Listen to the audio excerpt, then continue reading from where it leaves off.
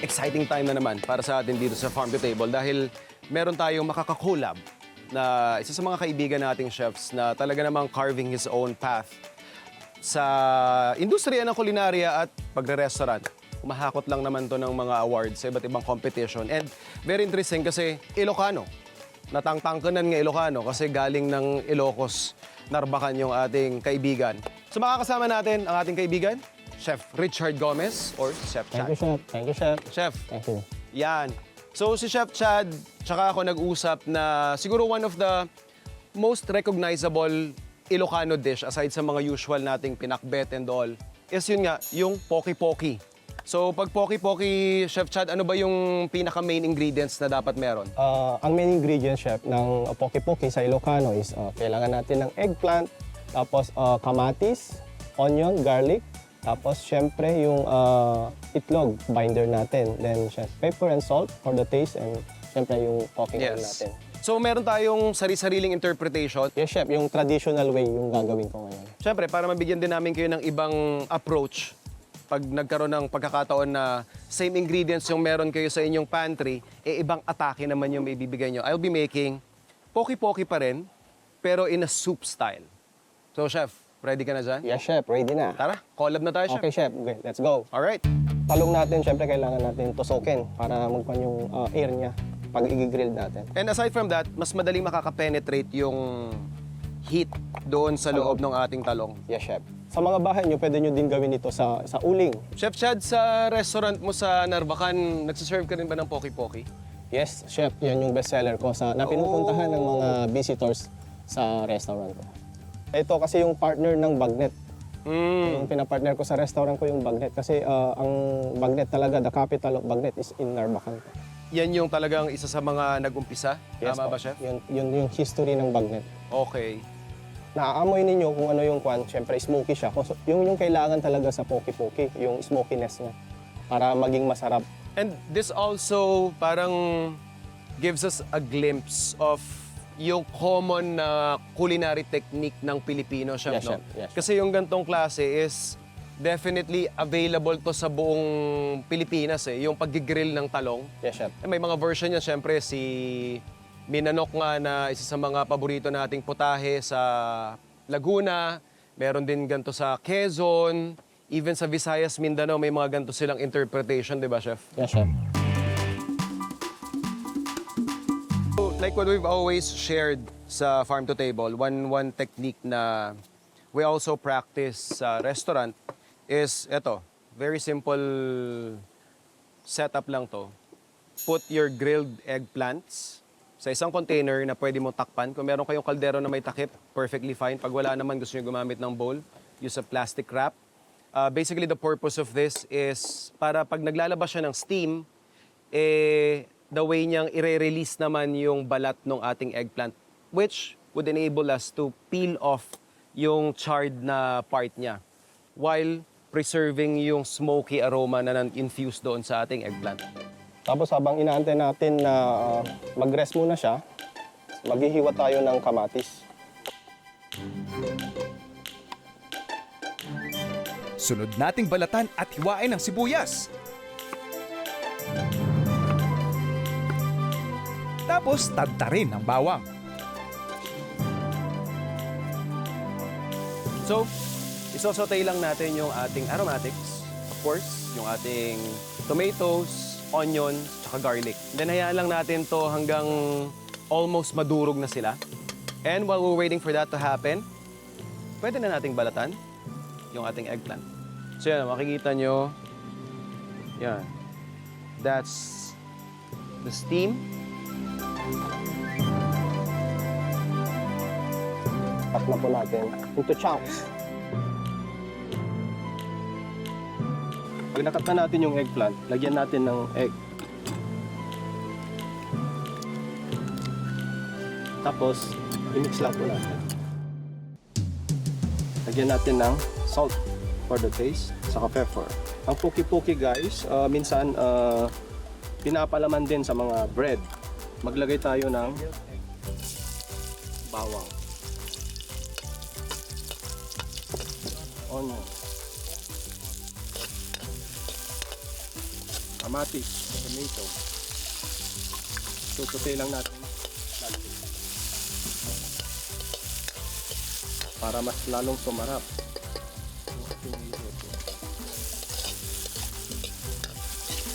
Since we are turning our grilled eggplant into a soup, yan, makikita nyo hindi linis na linis yan. Hindi natin totally tinanggal yung mga charred na skin ng eggplant only because I want the broth to be infused with a deeper smoky aroma. At this point, okay na ako dun sa base ng aking soup. Kung mapapansin ninyo, makapal pa yan. Mamaya, gagamitan pa natin ng ibang liquid yan. So, let's just set this aside to cool down. Tapos, magpo-poach naman tayo ng ating itlog. For poke-poke, kagaya ng sabi ni Chef Chad, dapat meron niyang eggplants, aromatics, and itlog. So, dahil soup siya, ayaw naman natin siya parang maging egg drop soup yung itsura. So, for our parang pinaka-garnish, we will be using poached egg. Pagkatapos na masute na yung mga tomato, garlic, and onion, ilalagay na natin yung eggplant, tapos yung egg.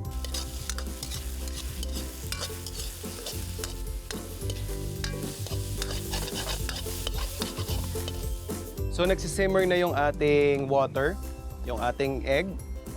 We'll put it in a bowl first. Some acid, swirling motion. Wrap natin yung egg. Ayan, so malapit nang maluto yung poke-poke natin. Ayan na siya. Kita nyo, nagsiset na siya.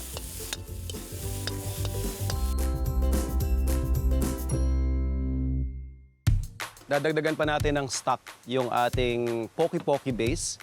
Ito yun actually, yung gagamitin natin. So, the reason why yun yung gusto kong gamitin para may konting acidity because of the vinegar na nilagay natin doon sa ating poaching liquid sa ating itlog. We're just going to use blender para magkaroon lang ng smooth consistency yung ating soup.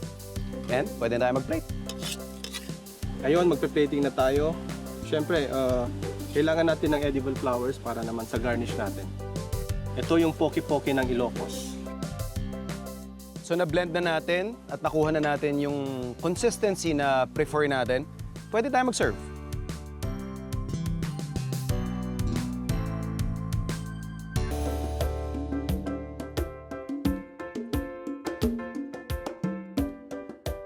Food Explorers, alam niyo ba dati nagtatrabaho ako sa buffet restaurant at kada punta namin dun sa mga branches dun, ang inaabangan ko lagi yung mga Spanish dishes. Kaya pumunta tayo dito sa Tomas Morato kasi narinig ko, ito daw ang the best Spanish restaurant dito sa Tomas Morato. Baka sa Pilipinas pa. O, di ba? At kasama natin ngayon ang owner nitong Mi Cocina. Nandito si Chef Josh. Chef, Hello, thank you so Martin. much for having me. Thank you also for having us. Chef, paano ba kayo nagsimula dito sa Mi Cocina? This is actually a pandemic-born business. So I started selling this online, so that's Facebook and IG. I just posted a photo, and then someone ordered it, and then tuloy-tuloy na siya. And now, we are a big restaurant. Isang order lang, isang photo lang, tapos kumalat na siya. Yes. My mom kasi has a Spanish blood. So, usually what she cooks before, yung mga like morcon, Spanish caldereta, mechado, mas madaming Spanish food talaga. So, during the pandemic, walang work, so I was just at home. I was just cooking. And then I tried cooking the paella, which I learned in Barcelona, Spain in 2018. But it was first taught by my mom. Pero the Spanish way of cooking the paella, I learned it from Barcelona, Spain. So, I will provide minimal help. okay. Chef, I So, of apologize. course, yeah. So we will be cooking the paella using the paellera. So this is, we call this paellera. Paellera. Yeah. So in Spain, this is where they cook the paella talaga. So we sprinkle a little of olive oil. Chef, question, what Yes. size is this? Kasi may nakikita ko, mas This is- malaki pa eh. Yeah. Here at the restaurant, we serve three packs, 6 packs. And we have a party size of paella, which is 15 packs. This is for? How many This is people? a 3 packs. 3 packs. Yeah, 3 packs paella. Parang, pag ako kumain, pang 1 packs lang to. Pang 1 packs lang Oo. to. Chef, anong rice yan, yung nilalagay mo? Okay, I'm using, here in Mi Cocina, we use the paella rice. We use paella rice because it's different from other kinds of rice kasi the paella rice absorbs the broth and the sauce of the paella. Kasi ang experience mo lagi sa paella, parang mas sticky yung rice. Yes. Tapos, may flavor. Yes. So the broth that we use, that's chicken and seafood broth. Because the one I'm going to cook right now is the marisco. So marisco is a seafood paella. It has shrimp, it has mussels, and clams. We're gonna saute it with rice na. Sige, tulungan kita, chef. Yeah. In that way Paano kasi, the juice and the seafood taste will remain or retain in the rice. So we will saute this first. So the paella kasi originated in Valencia, Spain. So seafood talaga. Actually, it started as a farmer's food. So yung mga farmers in Spain, in Valencia, parang they came up lang with rice, with seafood, and yun, they called it paella. Paella. People are thinking kasi when they hear paella, it's a very expensive dish. But That's true. in Spain, it started as farmer's food. Galing. So you can smell Amoy the pa lang, aroma. yeah. I can smell it. Initial pa lang to, So steps that's pa lang actually siya. the aroma of the seafood pa lang. So after simmering this, we will add on the Spanish ingredients. So we have, of course, paella will not be paella without the saffron, and then the other secret spices that we use. And this is the very first dish I cooked during the pandemic. Ito talagang marisco ang binibenta ko online. Ito ba yung nag-viral? Ito Yes. this one started everything. Yes. Mi Cocina started with this dish. So I was just posting it on Facebook and Instagram, and then some friends, they were like asking if I sell it. So I started selling it online.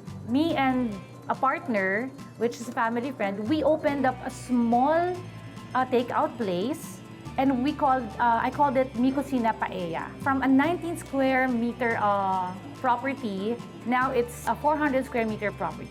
Since cafes are booming, bars are booming, restaurants are booming, so I decided to make it a cafe, a bar, and a restaurant as well. That's why we changed it to Mi Cocina Cafe, Restaurante, Bar. Chef, ano mangyayari pagkatapos nito?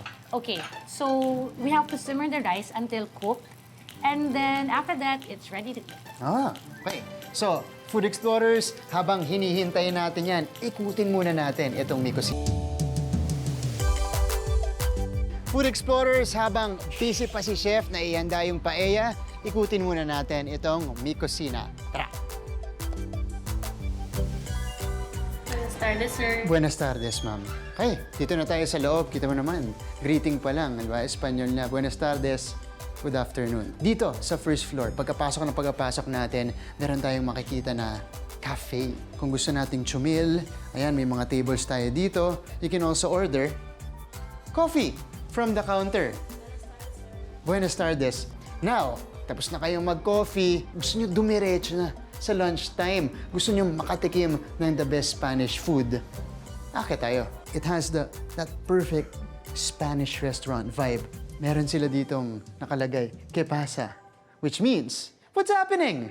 Di ba? Siyempre, andyan dito yung event nila, yung private party na pwede nyo rin silang i-book. Kung gusto nyong magpahangin ng konti, we have an area for that. And it's very consistent with the vibe of the whole restaurant. So, if you guys are looking for Spanish food that gives you the whole experience, you guys should visit Mi Cocina here in Tomas Morato. But the tour ends now, and we are now off to the main event. Luto na kaya yung paella para sa atin ni Chef? Tara, let's try it out. Chef, before we indulge, introduce muna natin sa Food Explorers, ano ba yung nakahanda sa atin sa table? Okay, so what we prepared for today is the gambas al ajillo. And then we have this is my mom's heirloom recipe. So this is the las carne res caldereta. Caldereta, Yes. yes. And of course, Mi Cocina specialty, the marisco paella. Okay. Chef, gusto ko lang bumalik dun sa gambas. And that's best eaten with our sourdough bread Whoa! soaked in gamba sauce. So you'll taste the aroma of the gambas. And I like the clash of taste, taste. of the garlic with olive oil and the sourdough bread. Kasi parang tama yung pag-complement nila sa isa't isa when you taste them together. Actually, that's the best seller here in Mi Cocina also. Parang every table, they have to order gambas. I want you to try the callos a la madrileña. So it's also a very famous Spanish cuisine. Yum. Sarap. Sasabihin ko dapat, chef, yung mga strips kasi na ganito, usually the comment, parang medyo Gooey. matigas, Yes, gooey. yes.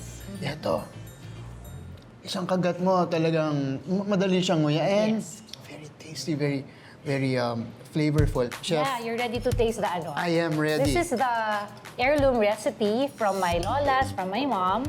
So this is caldereta. Ito na.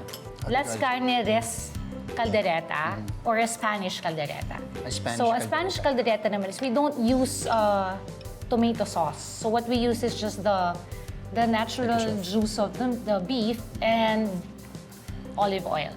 So if you'll notice, pag Spanish food talaga, maraming gamit palagi is olive oil. Okay. So it's very flavorful. Guys, nasaan ako? Ang pangalan ko. Super sarap, chef. And genuinely, this is so good. It mixes with the flavor of the chorizo and the olive with the secret spices as well. Oo. And I appreciate the tenderness of the meat. Talaga nagsisip siya. Ang dali mong nguyain. Di ba? This is the Marisco Paella. So Mi Cocina started with this dish talaga. Time to try it out. Wow. Okay. Chef, ang sarap. Along with the seafood, I taste the tomato base. Okay. Ang ganda nung pag-combine natin dun sa seafood broth as Seafood well. broth. So, this is the first paella na natikman ko na ganito yung lasa at ganito ka-rich. Okay, so Martin, you're not done yet kasi we will let you taste our desserts here in Mi Cocina. Of course, Spanish latte, Spanish latte. the Basque cheesecake, and then the Spanish chocolate cake. I've tasted a few Spanish lattes. I think this is the best one I've tasted. Burnt Basque cheesecake. So in every city Sarap. in Spain kasi they have a specialty. So like the chorizo that's in Bilbao, Yeah. and then the paella in Valencia, and then the cheesecake naman in Basque region. So that's why it's called Basque cheesecake. And then the Spanish chocolate cake. Hindi nire-reveal ni Chef Sharon with the pop of something. Yes. So, that's the for me that's what stood out. Grabe. When you cook kasi you have to cook from your heart. Me, personally, I cook from my heart and soul it. Whenever I cook, it's always with love. From our experience today, we are hoping for and praying for your success. Thank you, Martin, and thank you, Farm to Table, for having us. Thank you so much. Gracias. Sila ang bantayog ng pagkaing makabayan, mga kampyon ng kalan, handang tumuklas ng bagong lasa. Bumubuhay sa tradisyong kanilang kinagisnan. Lasapin natin ang kwento ng bawat kusin hero. Pinipilahan, Kakaiba siya sa ibang karinderya. binabalik-balikan, Sobrang sarap po talaga ng pagkain. at bahagi na ng buhay ng kanilang mga suki. 5 years na po akong kumakain sa kanila.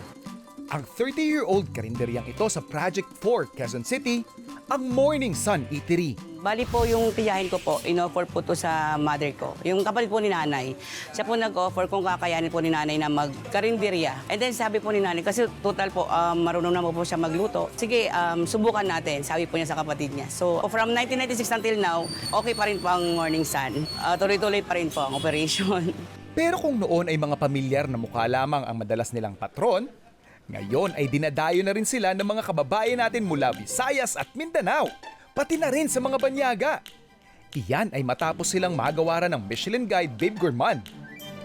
After po ng Michelin awardee po, mas dumami po yung customer namin, walk-in, mga kumakain po, dine-in, tapos sa online din po. Kasi may mga iba po na from other places pa po, may mga ibang foreigner po na mga kumakain na rin po, dadagdagan po. Sino ba naman ang hindi matatakam sa kanilang unique and authentic signature Ilocano dishes? Siyempre po, number 1 po, kasi Ilocano po talaga kami, kaya more on Ilocano dishes po. Pero yung mga iba pang menu po namin, natutunan na lang din po ng mother namin, hanggang nagtuloy-tuloy na po. Tsaka yung mga food po kasi namin, affordable po. Isa na dyan ang dish na ibibida ni John Ivan, pamangkin ng owner ng Morning Sun. Ito po yung sinanglaw Ilocano dish. Yan. Yan po, pinakuluan na po namin siya overnight. Tapos, chinap din po namin. Ang prepare lang po namin ng sinanglaw is, lalagyan po namin siya ng, yan. Ito po yung parang isang order po. Lalagyan po ng garnish. Yan po. Para po may extra mga gulay. Tapos po, lalagyan po natin ng sabaw. Ang original naman po na sinanglaw, ganyan din po siya, may laman tapos may innards po. Pero nilalagyan po siya ng papait. Since yung ibang customers ayaw ng papait, hindi na po namin siya nilalagyan. Parang nilaga na lang siya. Yung sa kilawin pusit naman po, siya, fresh namin siyang binibili. Iihawin po natin siya, then chop, then ito na po siya. Ito na po yung kakalabasan niya. Then lalagyan lang din po natin ng garnish. Nariyan din ang paborito nating pinakbet. Magluluto po tayo ngayon ng pakbet. Pinakbet po ng Ilocano. Una po, panggisa po natin. Tapos ang ating kamatis po. Tingnan po natin, maluto po yung kamatis. Ang ginagamit po natin sa pakbet ay bagong isda po talaga. Galing po ng Ilocos. Luto na po yung ating panggisa.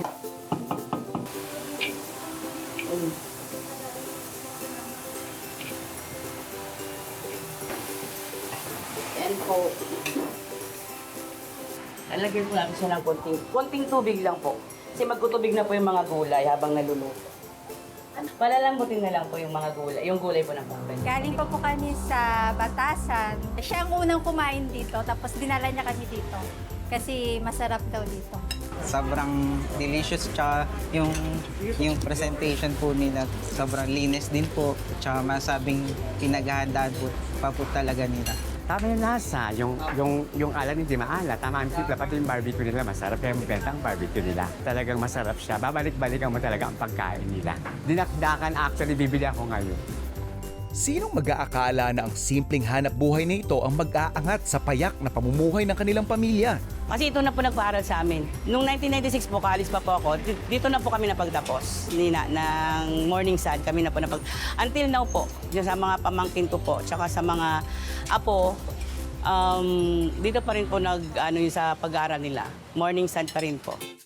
Malayo na nga ang narating ng Morning Sun at ng mga tagapagtaguyod nito. Pero nananatili pa ring maliwanag ang kanilang layunin. Ang makapagbigay saya sa bawat lutuin at maibahagi ang lasang tatak Pilipino. Sure po namin na malinis, tapos affordable po siya. Tsaka po, syempre, pagka niluluto po na may puso, masarap. Be proud po for being Ilocano. And not only for being Ilocano po. Be proud for being Filipino. Alright, moment of truth. Food Explorers, parehong ingredients, walang pinagkaiba, pero dalawang putahe agad yung ihahain namin sa inyo. So, exchange plates lang kami ni Chef Chad. Chef, Ito, chef. ang version ko ng Yan ang version ko din ng Poki-Poki. Ayan, oh. Yung kay Chef Chad, very traditional. Maganda lang yung plating, yun yung pinagkakaiba. Cheers. Yun. Dali. Sarap. Masarap ng smoky element, of course, ng Poki-Poki. Pinaglalaro yung ating mga sibuyas, kamatis, bawang. Winner.